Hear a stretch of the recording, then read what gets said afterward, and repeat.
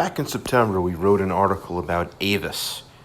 We noted that Bank of America had given it a $125 price target and that it was one of our top 10 names the day previous, September 16th. And you can see it here.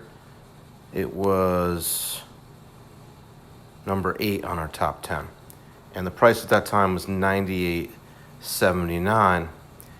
And we posted a video then about how you could hedge Avis while having the potential of capturing that $125 price target.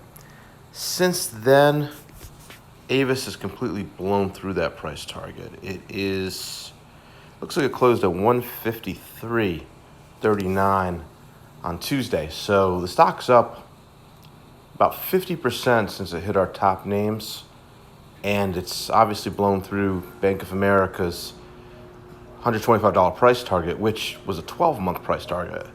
So could be that Avis has gotten a little bit ahead of itself. If you're long the stock, you may want to add some downside protection here. So let's look at a couple of ways of doing that with some updated hedges.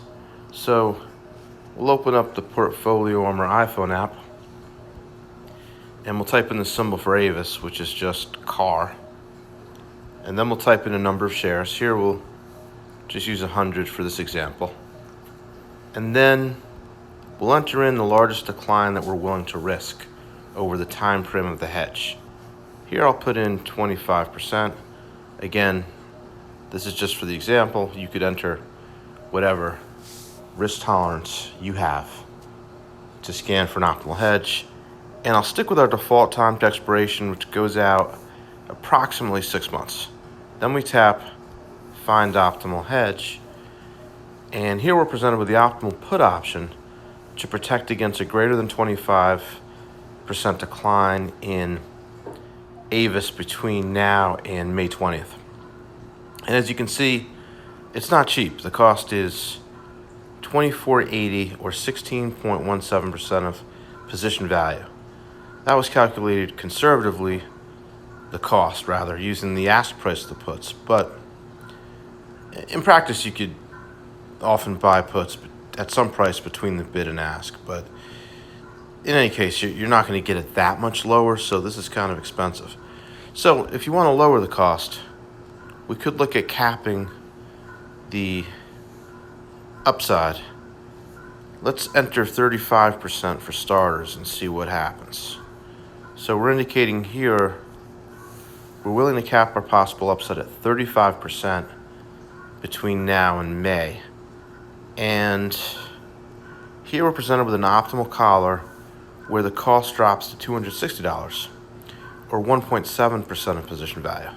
Now, if you want to lower the cost further, here we'll lower our possible upside to 30% instead of 25%.